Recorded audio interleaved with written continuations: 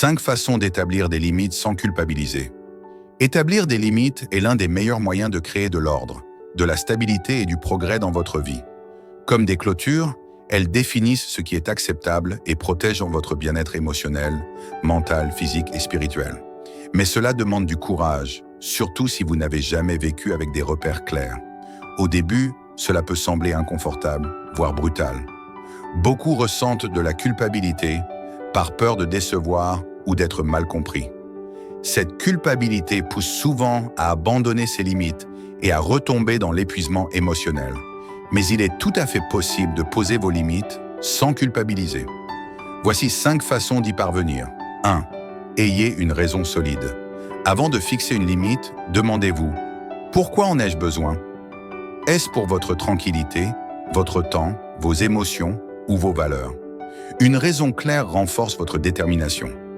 Quand vous connaissez votre « pourquoi », vous êtes plus à même de rester ferme, même si cela déplaît. 2. Expliquez clairement vos limites. On ne peut pas attendre des autres qu'ils respectent des limites qu'ils ne connaissent pas. Communiquez-les avec clarté, surtout avec les personnes que vous côtoyez régulièrement. Soyez calme, respectueux, et sûr de vous. Si nécessaire, expliquez pourquoi cette limite est importante pour vous et demandez de la compréhension. Les gens réagissent mieux quand ils comprennent votre démarche. 3. Respectez les limites des autres. Vous ne pouvez pas exiger ce que vous ne pratiquez pas. Si vous franchissez régulièrement les limites des autres, il sera difficile de faire respecter les vôtres sans vous sentir hypocrite. En respectant les autres, vous favorisez un climat de respect mutuel, ce qui renforce aussi votre confiance dans vos propres limites. 4. Ne faites pas d'exception. Une limite constamment enfreinte perd de sa force. Faire des exceptions trop souvent embrouille les autres et affaiblit votre position. Soyez constant. Tenir bon montre que vos limites sont sérieuses et cette cohérence réduit la culpabilité. 5. Priorisez vos besoins.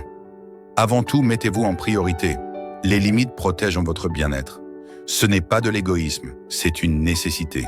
Vous ne pouvez pas donner le meilleur de vous-même si vous êtes vidé. Vous mettre en premier vous aide à rester aligné avec vos valeurs et à avancer sans culpabilité. En fin de compte, poser des limites ne revient pas à exclure les autres, mais à faire de la place pour ce qui compte vraiment. Votre paix, votre croissance et votre équilibre.